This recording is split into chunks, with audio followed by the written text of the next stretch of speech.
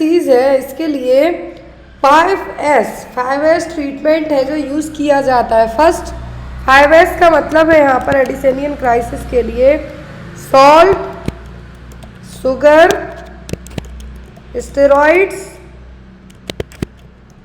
Support and search for precipitating illness. That means किस चीज़ से है इलनेस जो हो सकती है। तो यहाँ पर आपको 5 ऐसे याद रखना है।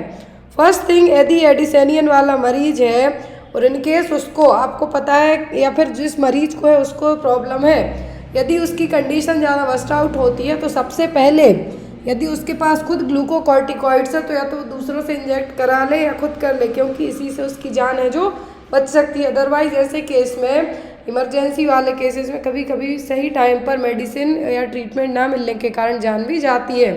तो एडिसेनियन क्राइसिस वाला यदि मरीज है तो आपकी फर्स्ट प्रायोरिटी क्या होगी ट्रीट करने के लिए? उसके लिए आपको क्या करना है? ग्लूकोकॉर्टिकॉइड्स है जो सबसे पहले इंजेक्ट करना है। Next one, a client with, ये क्वेश्चन मैंने आपके लिए कम्युनिटी पोस्ट में रखा था। बहुत सारे लोगों को लग रहा था कि ये जो सिंड्रोम है क्या है, Sjögren syndrome is an autoimmune disorder in women is scheduled for surgery. The correct nursing action would be, तो यहाँ पर महिलाओं में एक ऑटो इम्यून सिंड्रोम है। क्या है ऑटो इम्यून? मतलब उनकी खुद की बॉडी को ही नुकसान पहुँचा रही है। तो यहाँ पर ये जो सिंड्रोम है, इस सिंड्रोम में एज अ नर्स है जो सर्जरी कंसीडर की गई है आपके क्लाइंट की, तो आप है जो सबसे पहले क्या करेंगे? Have a humidifier at the bedside when the client turns from surgery. Lubricate the client's eye with ointment before surgery. Tell the client that nothing can be taken by mouth for 12 hours. या फिर withhold antidepressant therapy for 6 hours after the surgery. आपको जब पता होगा कि syndrome है क्या, Sjögren syndrome है क्या, जब आप मरीज के लिए जो कुछ ना कुछ कर पाएंगे। क्लियर? तो एक ऑटो इम्यून डिसऑर्डर है जिसमें आँखें और मुंह दोनों क्या रहते हैं? ड्राई रहते हैं। क्या रहेंगे? आँखें और मुंह दोनों ड्राई रहते हैं। मोस्ट ऑफ दी, मतलब एक तरीके से हम कहेंगे कि ड्राइनेस ही है। Dry throat, lips, skin, mouth, nose, ये सब क्या है? ड्राई रहेगा। आँखें, तो यहाँ पर यदि ड्राई ये सभी चीज़ें होती हैं तो एज अ नर्स आप क्या करेंगे? ऐसे केस में अब आपका जो ड्राइनेस, जो आपको एक ही चीज़ दिमाग में रखनी है, क्या? ड्राइनेस। अब यहाँ पर ड्राइनेस हो रही है तो आप क्या करेंगे? आँखों पर फोकस करेंगे, क्योंकि आँखों में और मुंह में सबसे ज़्यादा ड्राइनेस देखने को मिलती है Sjögren सिंड्रोम की प्रॉब्लम में। तो आपको क्या करना है? लुब्रिकेट करना है। किससे? ऑइंटमेंट से।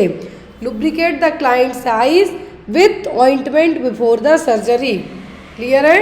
क्योंकि कमेंट आ रहे थे कि ये प्रॉब्लम है क्या, जब तो आंसर देंगे आप लोग। तो ये क्या है? ड्राइनेस है, आँखों की ड्राइनेस। ड्राइनेस है कहाँ पर? आइस में भी हो सकती है, मुंह में भी हो सकती है, थ्रोट में भी हो सकती है, स्किन में भी हो सकती है। लेकिन यहाँ पर यदि ऑप्शन में आपको इस तरीके से आते हैं तो आपको क्या कहना है? Lubricate the client's eyes with ointment before the surgery. Next is following a head injury, a client has not cough और gag reflex, the correct nursing action for feeding this client is to. तो यदि सिर पर चोट लगने के कारण ना तो आपका क्लाइंट खांस रहा है, ना ही गैग रिफ्लेक्स मतलब ऐसा लगेगा वॉमिटिंग होने वाली है लेकिन नहीं हो रही है, तो यहाँ पर एज अ नर्स आप क्या करेंगे? Position the head of bed at 90 degree for meals, give only solid food, give only thick liquids, या फिर यूज अ फीडिंग ट्यूब। तो यहाँ पर गैग रिफ्लेक्स प्रेजेंट नहीं है हेड इंजरी के बाद, तो ऐसे केस में आप फीडिंग ट्यूब यूज़ करेंगे। क्या करेंगे आप? फीडिंग ट्यूब है जो यूज़ करेंगे, क्योंकि उसको ये चीज़ें फील नहीं हो रही हैं, ना गैग रिफ्लेक्स फील हो रहा है उसको, ना ही खांसी आ रही है। क्योंकि खांसी आएगी तो पता चलेगा कि जो पूरा खाने पीने का आइटम है या फिर जो प्रॉपर तरीके से वर्किंग में है, लेकिन जब भी गैग रिफ्लेक्स एब्सेंट हो तो यहाँ पर आपको क्या करना है? फीडिंग ट्यूब के थ्रू है जो मरीज को खाना पीना खिला सकते हैं। Next one, a women who has received radiation therapy says that she feels like she is voiding through the vagina. This client may be experiencing, यदि किसी क्लाइंट की, आपके यदि किसी क्लाइंट की क्या हुई है? रेडिएशन थेरेपी उसको दी गई है, तो वो रेडिएशन थेरेपी की बात कहती है, उसको ऐसे लग रहा है कि जैसे वेजाइना के थ्रू क्या कर रही है, वॉइडिंग कर रही है। वॉइडिंग में आपकी यूरिन है जो हो सकती है, या फिर मोस्ट ऑफ दी वेजाइना के थ्रू है। मतलब क्या है, हो सकता है कि स्टूल पास हो रहा है साथ में, कैसे फील हो रहा है, दैट मीन्स ये क्या है, extreme stress due to diagnosis of cancer, altered perineal sensation as a side effect of radiation therapy, the development of vesicovaginal fistula या फिर रप्चर ऑफ द ब्लैडर। यहाँ पर क्या हो रहा है जिसके कारण उसको लग रहा है कि वेजाइना के थ्रू ही स्टूल पास हो सकता है, वॉइडिंग वाली फीलिंग है जो उसको आ रही है। तो यहाँ पर क्या हो सकता है, ये कंडीशन आप कह सकते हैं कि उसको वेसिकोवेजाइनल फिस्टुला डेवलप होना स्टार्ट हो गया है, क्योंकि वेसिकोवेजाइनल फिस्टुला में क्या है, एबनॉर्मल कम्युनिकेशन होगा ब्लैडर रेक्टल मसल के बीच में। तो यहाँ पर वही है, तो यहाँ पर आपका आंसर क्या होगा, the development of a vesicovaginal fistula. यहाँ पर आपको वेसिकोवेजाइनल फिस्टुला का मतलब है एक ओपनिंग टाइप से होना, और तब होती है जब यहाँ पर कुछ ना कुछ वीकनेस रहे तब। तो यहाँ पर आपको क्या कहना है, ये वेसिकोवेजाइनल फिस्टुला। क्लियर है। यदि उसको फीलिंग हो रही है कि क्या हो रहा है, उसको वॉइडिंग टाइप से, मतलब उसको लग रहा है कि यूरिन पास हो रही है वेजाइना के थ्रू, दैट मीन्स आप क्या कहेंगे उसको कि the development of a vesicovaginal fistula. Next one, a client with diabetes has the blood sugar of 300 mg per dl and sodium is 33. What nursing intervention is indicated to manage the sodium with this client. यदि आपके मरीज का blood sugar level 300 mg per dl है, बहुत ज़्यादा है, और sodium कितना है, 133 है, तो एज अ नर्स आप है जो पेशेंट की केयर में क्या करेंगे मैनेज करने के लिए, पैट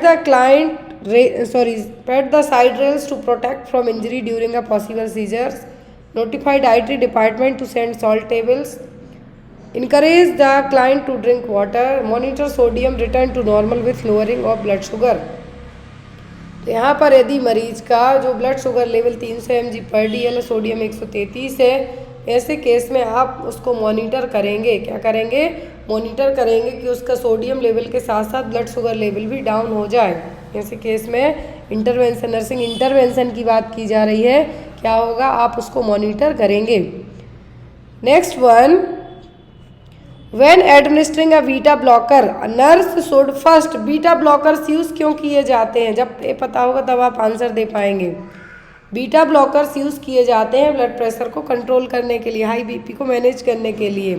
तो यहाँ पर बीटा ब्लॉकर्स देने के बाद आप क्या करेंगे, take the client's temperature and heart rate, place the client in an upright position before the client swallows the drug, take the client's blood pressure and heart rate, ask the client if there have been any adverse effects. तो यहाँ पर beta blockers देने के बाद as a nurse आप सबसे पहले क्या करेंगे, बीटा ब्लॉकर्स क्यों दिए, बीपी को डाउन है जो मैनेज करना, हाई बीपी की कंडीशन है उसको क्या करना है, मैनेज करना है, तो आपने बीटा ब्लॉकर्स एडमिनिस्टर किए। अब बीटा ब्लॉकर्स देने के बाद बीपी को ही आप मेजर करेंगे, किसके लिए, ब्लड प्रेशर और हार्ट रेट के लिए चेक करेंगे। तो यहाँ पर आपका आंसर क्या होगा, सी। A nurse is caring for a client who is hospitalized with severe pregnancy-induced hypertension. What would be an appropriate nursing intervention for this client? तो यहाँ पर प्रेगनेंसी इंड्यूस्ड हाइपरटेंशन की कंडीशन पेशेंट के लिए हुई है, तो एज अ नर्स आप उसके लिए क्या इंटरवेंशन लेंगे, encourage visitors to spend time with her, keep her in the supine position, keep her room dark and limit nursing visits, या फिर keep her on modified bed rest in a lateral position.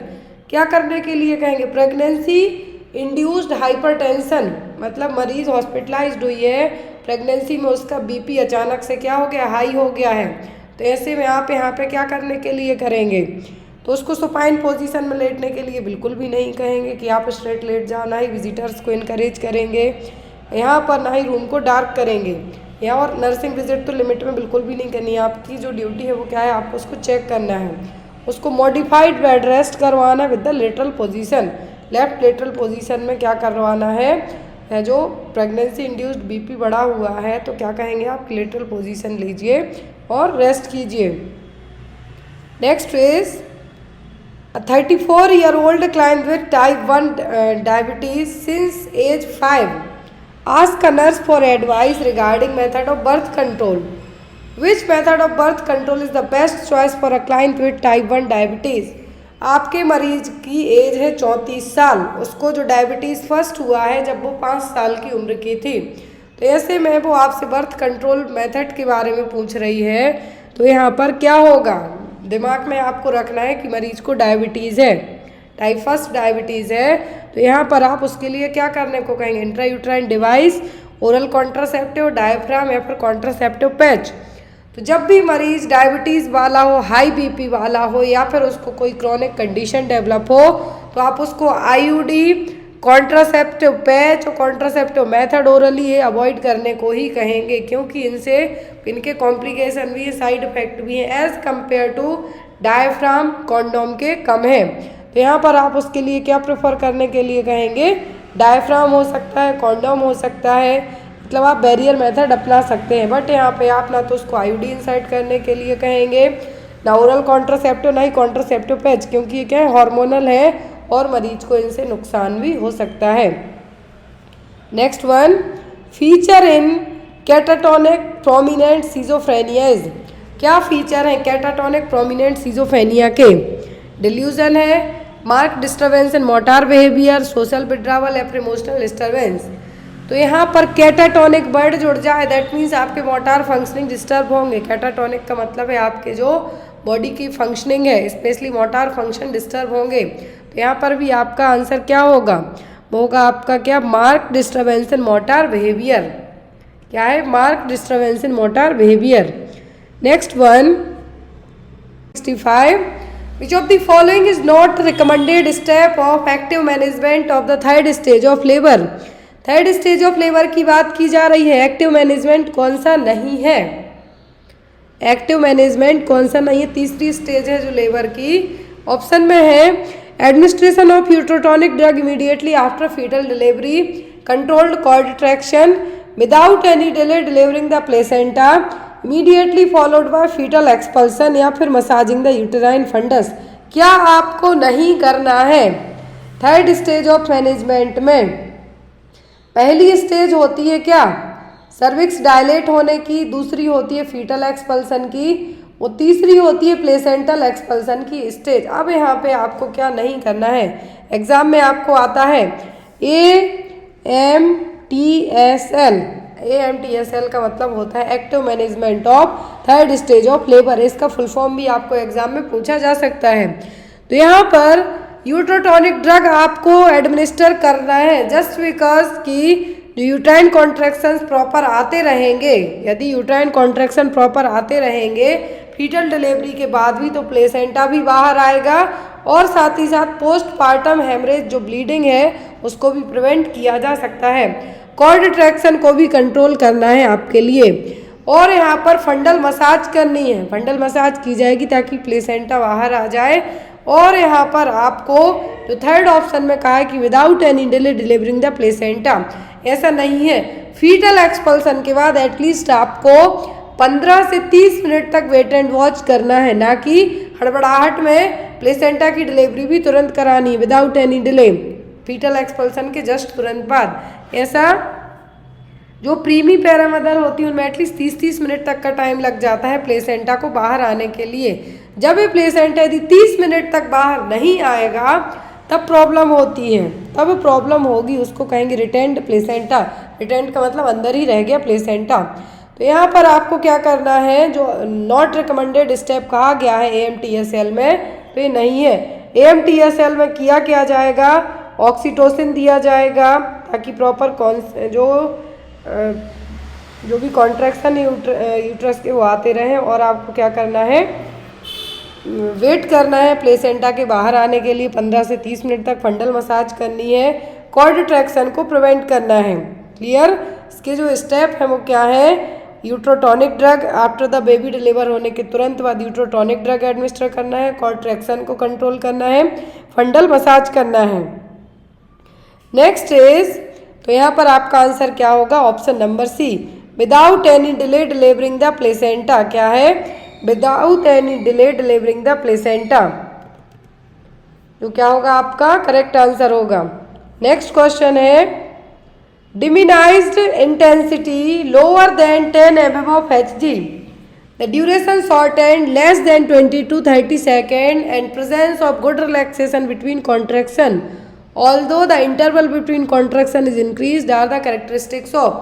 तो diminished intensity 10 mm of Hg से भी कम हो गए contraction, जो कि 20 से 30 सेकेंड के टाइम के लिए भी और इससे कम टाइम के लिए आ रहा है। इंटेंसिटी क्या है, घट गई 10 mm of Hg से भी कम, ड्यूरेशन भी 20 से 30 सेकेंड तक का बचा है और एक कॉन्ट्रैक्शन आने के बाद जो रिलैक्सेशन भी क्या हो रहा है, अच्छा खासा बीच में गैप होकर रिलैक्सेशन हो रहा है, इंटरवल भी कॉन्ट्रैक्शन के बीच में बढ़ते जा रहा है। तो ये क्या है, uterine activity, hypotonic uterine activity, hypertonic uterine activity या फिर नॉर्मल यूटेराइन एक्टिविटी क्या होगा कि जो ज़रूरत है उससे कम, lower than 10 mm of Hg intensity है, ड्यूरेशन भी कम हो गया, एक कॉन्ट्रैक्शन के बाद यूट्रस अच्छी खासे टाइम के लिए रिलैक्स भी हो रही है। तो ये क्या है, ये कहलाएगा hypotonic uterine activity.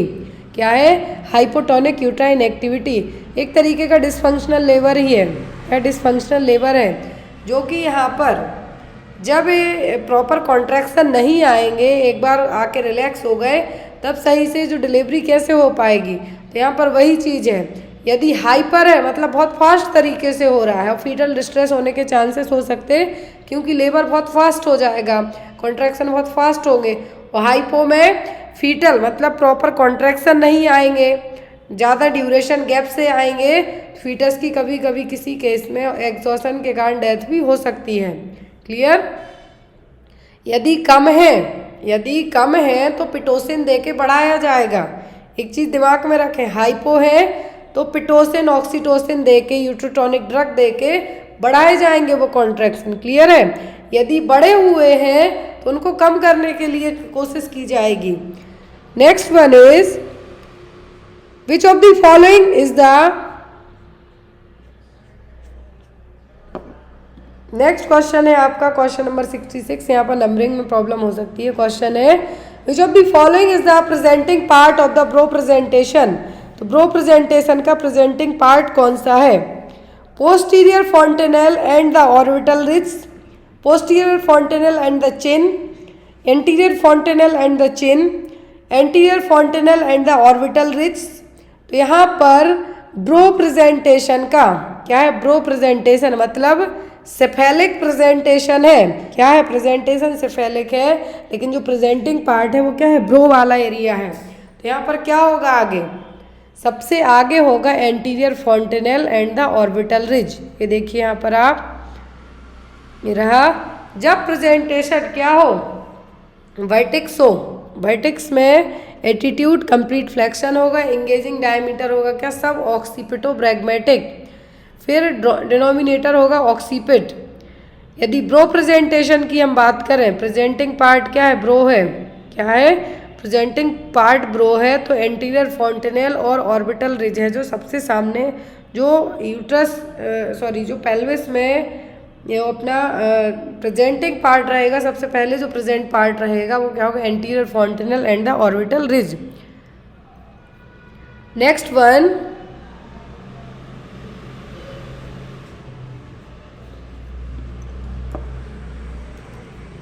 How long does the luteal phase last for a women in menstrual cycle. ये क्वेश्चन यूपी में आया हुआ था, एमपी में भी आया है। जो ल्यूटियल फेज है वुमेन में मेंस्ट्रुअल साइकिल की, कितने टाइम के लिए रहती है, 10 दिन, 12 दिन, 14 दिन या फिर 16 दिन के लिए।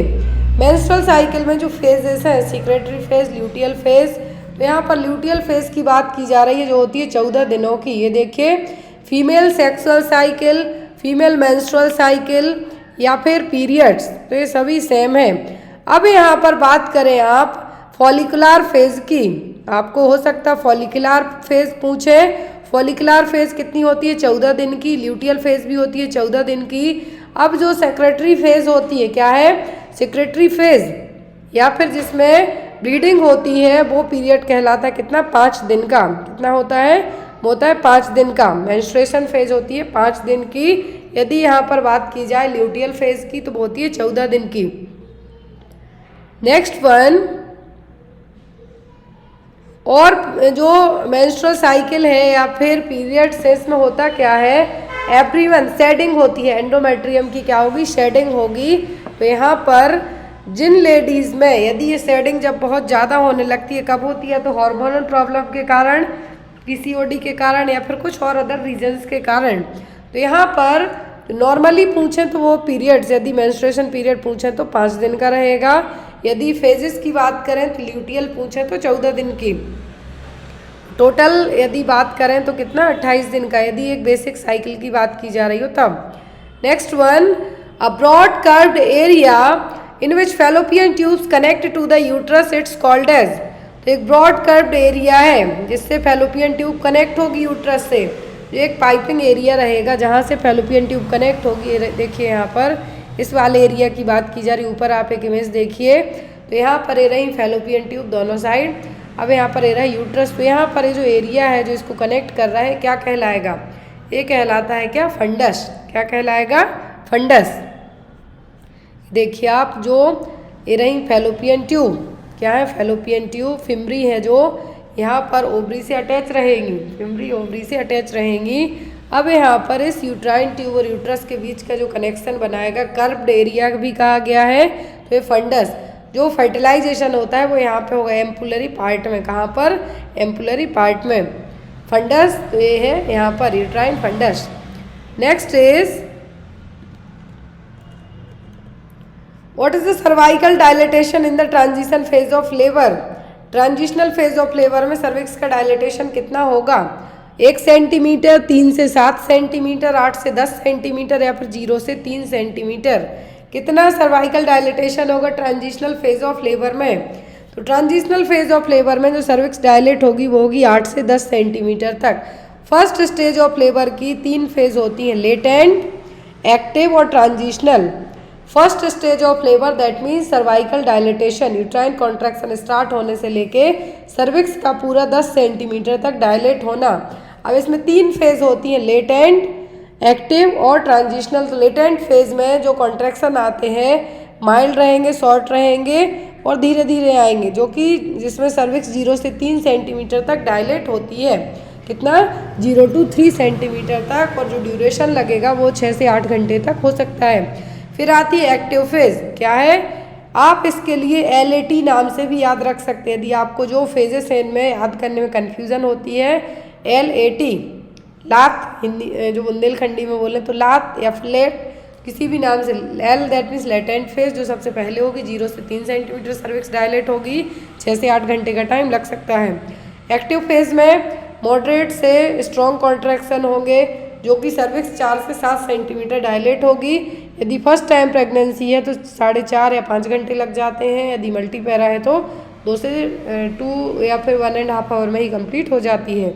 फिर आती है ट्रांजिशनल, जिसमें सर्विक्स पूरी तरीके से डायलेट हो जाती है, और इसमें जो डायलेटेशन होगी सर्विक्स पूरी होगी। पूरी का मतलब 7 से 10 सेंटीमीटर तक कॉन्ट्रैक्शन स्ट्रॉन्ग होंगे। तो यहाँ पर आपका आंसर क्या होगा, कि कहा है कि transitional phase of labour, transitional की बात की जाए तो कितना होगा, 8 to 10 सेंटीमीटर। यदि 0 to 3 पूछते, आपसे लेटेंट फेज के बारे में पूछते, तो यहाँ पर आपको 0 to 3 कहते, तो आप क्या कहते, latent phase. Clear, latent phase. फिर यहाँ पर आपको कहते, लेटेंट के बाद तो आपका आता है एक्टिव फेज। तो एक्टिव फेज कितनी होती, एक्टिव फेज होती है आपकी 3 से 7 सेंटीमीटर। लास्ट में आती है आपकी क्या, ट्रांजिशनल। ट्रांजिशनल फेज कितनी होगी, 8 से 10 सेंटीमीटर। क्लियर है। Next one, during which phase will the contraction last about 60 to 90 second in a normal first stage of labour. अब देखिए यहाँ पर कहा है कौन सी स्टेज में कॉन्ट्रैक्शन है जो कि 1 से 1.5 मिनट तक, मतलब 60 से 90 सेकेंड तक कंटिन्यूस रहेंगे। लेटेंट फेज में, कंडक्शन, ट्रांजिशनल या फिर एक्टिव फेज में। और ये भी कहा है कि पहली स्टेज ऑफ लेबर में, क्योंकि कॉन्ट्रैक्शन ओनली फर्स्ट स्टेज में आते हैं। Contraction, uterine contraction first stage में इतने फास्ट आते हैं जब जाके पूरी सर्विक्स डायलेट होगी। तो यहाँ पर फर्स्ट स्टेज ऑफ लेबर की कौन सी स्टेज होगी जिसमें कॉन्ट्रैक्शन 60 से 90 सेकेंड तक रहेंगे, तो वो होगी आपकी ट्रांजिशनल फेज। कौन सी, ट्रांजिशनल फेज। ट्रांजिशनल फेज यहाँ पे इसलिए ताकि कॉन्ट्रैक्शन क्या है, लंबे टाइम के लिए ड्यूरेशन बढ़ गया, कॉन्ट्रैक्शन का इंटेंसिटी बढ़ गई, ड्यूरेशन बढ़ गया, और जो कि 90 सेकेंड मतलब 1.5 मिनट तक रहेंगे तो वो होगी ट्रांजिशनल फेज। नेक्स्ट वन, एक क्वेश्चन बहुत आता है एग्जाम में, 69 वाला जो क्वेश्चन है, in embryology which part of Mullerian duct forms the uterus. तो एम्ब्रियोलॉजी में मतलब यहाँ पर 8 वीक के टाइम की प्रेगनेंसी की बात की जा रही है। मलेरियन डक्ट है जो यूट्रस बनाती है, Mullerian duct forms the uterus, कौन सा पार्ट मलेरियन डक्ट का यूट्रस बनाएगा। Second part, which lies horizontally and cross the ipsilateral Wolffian duct anteriorly. Third part, which is vertical and joins its counterpart the middle, या फिर first part which is vertical या फिर mesonephric duct. जो Mullerian duct का uterus जो Mullerian duct है इसका कौन सा पार्ट यूट्रस बनाता है, तो ये थर्ड पार्ट, कौन सा, थर्ड पार्ट, मलेरियन डक्ट का जो थर्ड पार्ट है, which verticals and joins in the counter part in the middle. तो ये रही यहाँ पर Mullerian duct.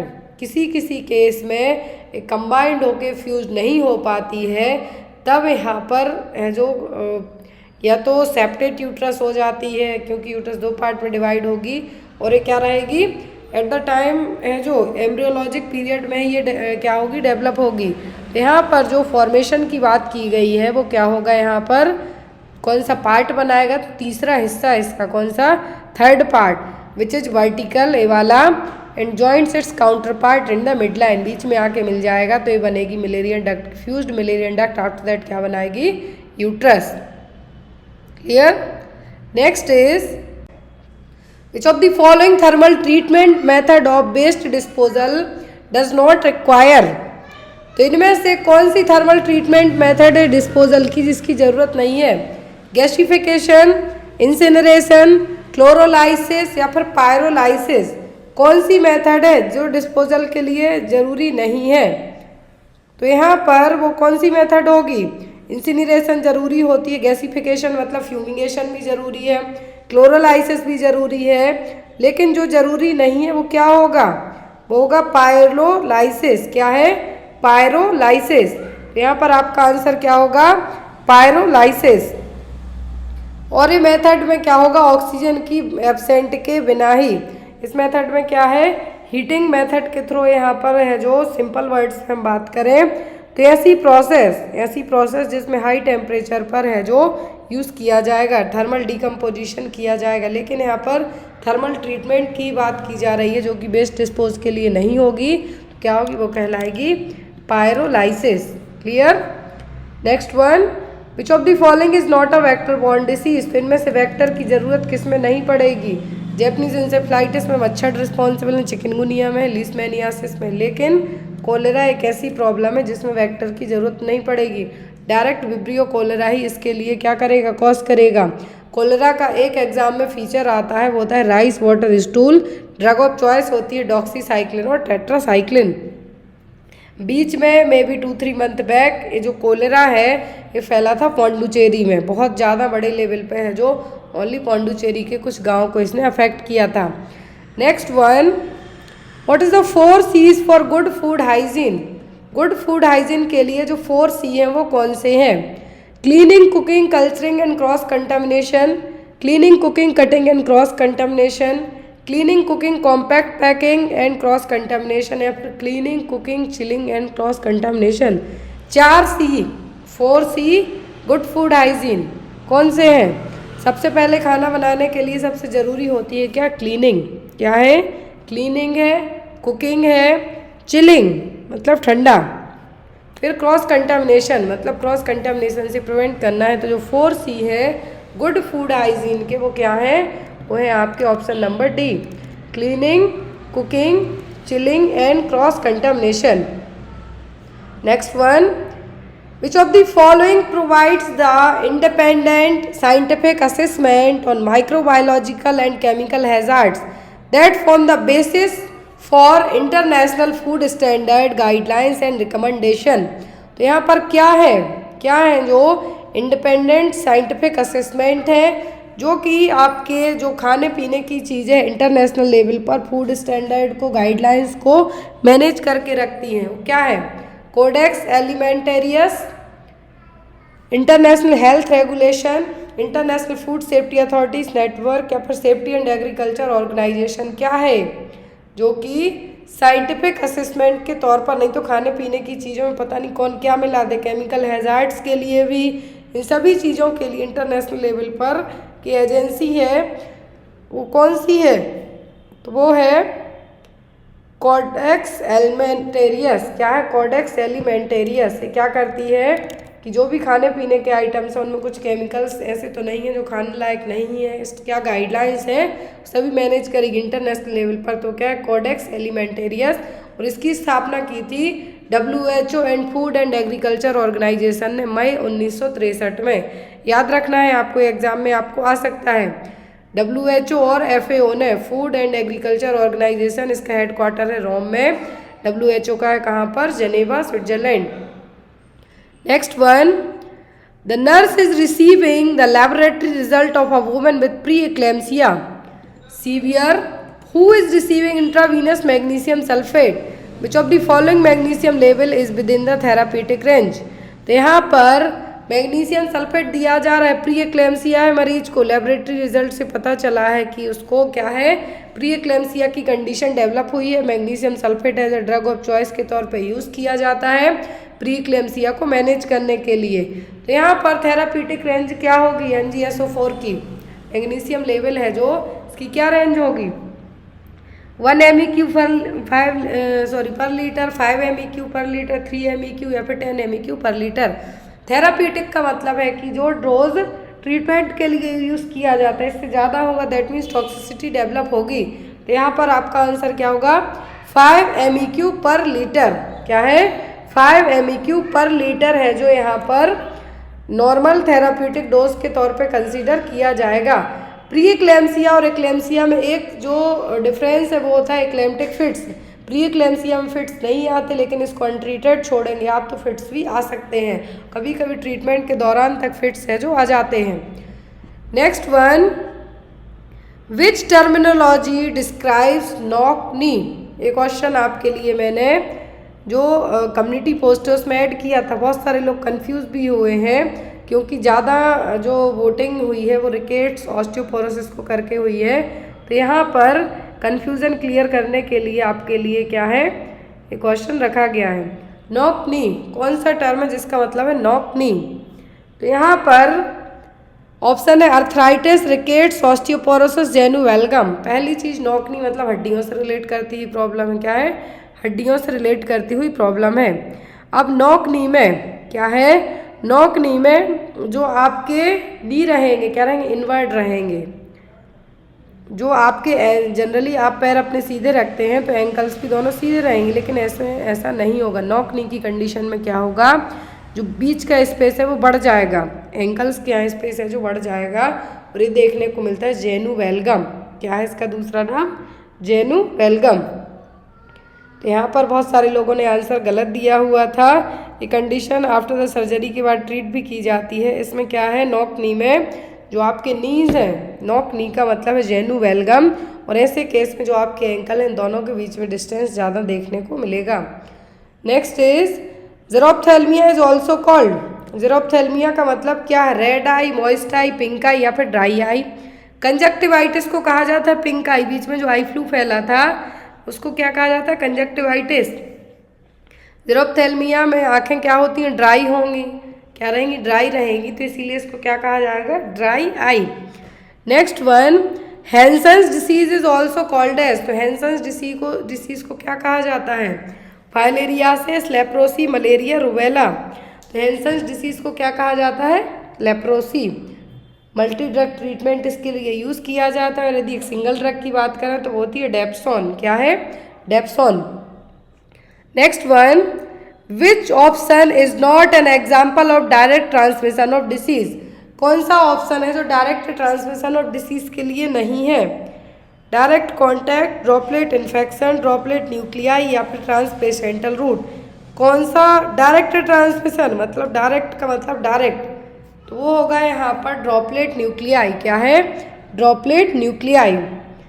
Next one, which communicable disease is also known as 3-day measles. तो कौन सी कम्युनिकेबल डिसीज को 3 दिन का मीजल्स भी कहा जाता है? मीजल्स, रुबेला, मम्स या फिर डिप्थीरिया। 3 दिन की मीजल्स कहलाती है क्या? रुबेला। क्या है? रुबेला। इनमें से आपको क्वेश्चन आते हैं, जितनी भी ये चारों दी गई हैं इनमें से आपको क्वेश्चंस आते हैं। Next one, which of the following best describes irregular, prolonged and heavy menstrual bleeding. यदि इरेगुलर, लंबे समय तक और ज़्यादा मेंस्ट्रुअल ब्लीडिंग होती है तो क्या टर्म यूज़ किया जाएगा? मेनोरेजिया, मेट्रोरेजिया, मेट्रोरेजिया या फिर पॉलीमेनोरिया। पॉलीमेनोरिया का मतलब तो ओनली ब्लीडिंग ज़्यादा हो रही, ड्यूरेशन नहीं, लेकिन यहाँ पे कहा है कि इरेगुलर भी है, हैवी भी है और लंबे टाइम तक भी है, तो वो होगा मेनोरेजिया। क्या है? Menorrhagia. Next one, in a child admitted to hospital with pyloric stenosis the main manifestation. यहाँ पर पाइलोरिक स्टेनोसिस का मेन क्लासिकल फीचर पूछा है, क्या होगा? Large amount of bile in vomiting, projectile vomiting, watery diarrhoea या फिर नन ऑफ द अबव। तो यदि कोई बच्चा हॉस्पिटल में एडमिट किया गया है, पाइलोरिक स्टेनोसिस की कंडीशन है, तो ऐसे केस में जो वॉमिटिंग होगी, वो जो साइन होगा वो क्या कहलाता है? प्रोजेक्टाइल वॉमिटिंग, फोर्सफुल वॉमिटिंग होगी। क्या है? पाइलोरिक स्टेनोसिस का classical sign. Next one, when a newborn fails to pass meconium in the first 24 hour the condition is called as. जब बच्चा पैदा होने के बाद, मेकोनियम का मतलब है बेबी का जो फर्स्ट पासिंग स्टूल है वो पहले 24 घंटे तक पास ना कर पाए, क्या कहलाएगा ये? हिरस्प्रिंग्स डिसीज, सीलियक डिसीज, इंटेस्टिसेप्शन या फिर एब्डोमिनल वॉल डिफेक्ट। क्या कहलाएगा? ये कंडीशन कहलाएगी जब 24 से 48 घंटों तक बच्चा अपना जो फर्स्ट जो मेकोनियम है, बेबी का पहला पासिंग स्टूल है, पास नहीं कर पाए, तो ये कहलाता है हिरस्प्रिंग डिसीज। और ये होता है जो गैंग्लियोनिक सेल्स हैं उनकी एब्सेंट होने के कारण। ये भी पूछा जाता है हिरस्प्रिंग डिसीज में क्या एब्सेंट रहेगा? तो कहा जाता है कंजेनाइटल मेगा कोलोन, और जो यहाँ पर गैंग्लियोनिक जो मेगा कोलोन और गैंग्लियोनिक सेल्स हैं उनकी एब्सेंट के कारण। Next one, reconstituted BCG vaccine should be used with in. तो जो रिकॉन्स्टिट्यूटेड वैक्सीन है, यदि वैक्सीन को क्या कर दिया? रिकॉन्स्टिट्यूट कर दिया, तो कितने घंटे के अंदर यूज़ करना है? 3, 6, 9 या फिर 24 आवर। विद इन 6 घंटों के अंदर यूज़ करना है। आफ्टर दैट आपको इसके लिए डिस्कार्ड कर देना है। नेक्स्ट है आपको SBAR is an acronym for. SBAR का फुल फॉर्म पूछा है। Medical lab test, situation based assessment record, situation background assessment recommendation या फिर situation background assessment recognition. SBAR medical में यूज़ किया जाता है टर्म, इसका मतलब होता है situation background assessment recommendation. Next है question 86, a 45-year-old multiparous woman who complained of involuntary passage of urine associated with coughing, laughing, lifting, standing may seem to have। यदि 45 साल की मल्टीपैरस वुमेन है, क्या है? 45 साल की मल्टीपैरस वुमेन है। मल्टीपैरस का मतलब 45 साल एज हो गई है, प्रेगनेंसी है। अब यहाँ पर उसको यूरिन पास हो जाती है, या तो वो छींके, खांसे या कुछ भी उठाए, तो ये क्या है? फिस्टुला है। स्ट्रेस इनकॉन्टिनेंस है, अर्ज इनकॉन्टिनेंस या फिर UTI है, क्या है? तो यदि मल्टीपैरस वुमेन है, 45 साल एज है, तो छींकने, खांसने या कुछ उठाने या खड़े होने में यूरिन पास हो जाए, तो ये कहलाएगा स्ट्रेस इनकॉन्टिनेंस। क्या है? Stress incontinence. Next is which among the following is not the component of national health mission. तो नेशनल हेल्थ मिशन का कंपोनेंट कौन सा नहीं है? National rural health mission, national urban health mission, flexible pool for communicable disease या फिर immunisation of children. तो यहाँ पर NHM में, NRHM है, NUHM है, फ्लेक्सिबल है कम्युनिकेबल डिसीज के लिए, लेकिन इम्यूनाइजेशन ऑफ चिल्ड्रन है जो नेशनल हेल्थ मिशन का पार्ट नहीं है। नेक्स्ट वन पार्ट है लेकिन इसका कंपोनेंट नहीं है। Next one is the test done to determine the number and mortality of sperm. तो स्पर्म की मोर्टेलिटी और क्या नंबरिंग है उसके लिए टेस्ट किया जाएगा। उस टेस्ट का नाम क्या है? हुनर test, oestradiol test, genetic test या फिर हीमेजोना ऐसे। क्या है यहाँ पर? मोटिलिटी ऑफ स्पर्म या फिर कितनी नंबरिंग है? तो यहाँ पर वो होगा हुनर टेस्ट। कौन सा test? Huhner test. Next is frozen DPT vaccine should be, यदि DPT diphtheria pertussis tetanus vaccine क्या हुई? फ्रोज्ड हो गई है, तब आप क्या करेंगे? डिस्कार्ड करेंगे। Rolled between palms until it reach room temperature, हाथों में लेकर उसको घुमाते रहेंगे ताकि जो फ्रोज है वो क्या हो जाए? सही हो जाए। इमर्स्ड इन हॉट वाटर, गर्म पानी में रख देंगे। Kept out until it reach room temperature, बाहर निकाल के रूम टेम्परेचर तक का वेट करेंगे।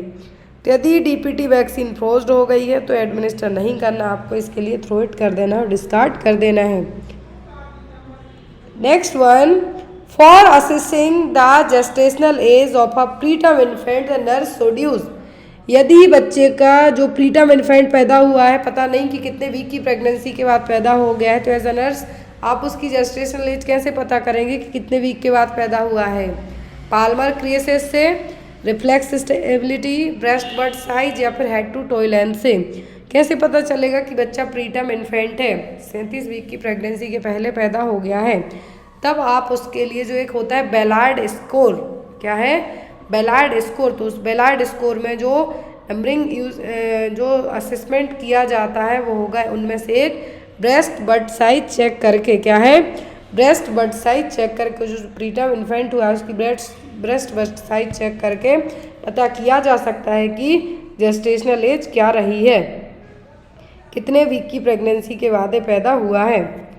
नेक्स्ट वन, पर्पल ब्लू टिंग ऑफ द सर्विक्सेज, यदि पर्पल ब्लू कलर की, जो पर्पलिश कलर की सर्विक्स हो जाए तो ये क्या है? चैडविक साइन है, हैगार साइन है, गॉडेल साइन है कि मैकडोनल्ड साइन है? ये कौन सा साइन कहलाएगा? तो ये कहलाएगा आपका चैडविक साइन। कौन सा? Chadwick sign. Next one, the drug used in the treatment of neonatal jaundice, तो न्यूनेटल जॉइंटिस के लिए कौन सी ड्रग यूज़ की जाती है? फिनोबार्बिटॉन, बीटामेथासोन, कैल्शियम ग्लूकोनेट या फिर डायजेपाम? न्यूनेटल जॉइंटिस को ट्रीट करने के लिए जो ड्रग यूज़ की जाएगी वो होती है फिनोबार्बिटॉन। क्या है? ड्रग ऑफ चॉइस है। न्यूनेटल जॉइंटिस में बिलिरुबिन का लेवल बढ़ा हुआ है, उस बिलिरुबिन को बाहर फ्लश्ड आउट कराना है, तो मेडिसिन दी जाएगी वो क्या कहलाएगी? कहलाएगी फिनोबार्बिटॉन। बीटामेथासोन दी जाती है यदि बच्चा प्रीमेच्योर पैदा हो गया है तो लंग्स की जो प्रॉपर सर्फेक्टेंट एरिया नहीं बन पाता है, इसलिए। Next one, at which vertebral levels does the abdominal aorta begins, तो एब्डोमिनल अओर्टा कौन से वर्टिब्रल लेवल से स्टार्ट होती है? C5, S1, L4 या फिर T12 से? तो एब्डोमिनल अओर्टा स्टार्ट होती है T12 से। कहाँ से? थोरेसिक 12 से। Next is which is the inner most layer of the heart, तो हार्ट की सबसे इनर लेयर कौन सी है? कौन सी है? तो इनर मोस्ट होती है क्या? एंडोकार्डियम। क्या है? Endocardium. Next one, the anatomical name for the thigh bone, तो थाई बोन आपकी बॉडी की सबसे लंबी बोन है, स्ट्रॉन्गेस्ट बोन है, तो यहाँ पर इसका नाम क्या है? क्लेविकल, फीमर, पेल्विस या फिर टीबिया? कौन सी है? पटेला को कहा जाता है नी कैप, क्लेविकल को कहा जाता है कॉलर बोन। अब यहाँ पर ये क्या कहलाएगी? शोल्डर ब्लेड कहलाती है क्या आपकी? स्कैपुला। तो यहाँ पर स्टर्नम कहलाती है ब्रेस्ट बोन, ये एग्जाम में आपको नाम आते हैं। तो यहाँ पर जो थाई बोन है इसका नाम क्या है? फीमर। क्या है? फीमर।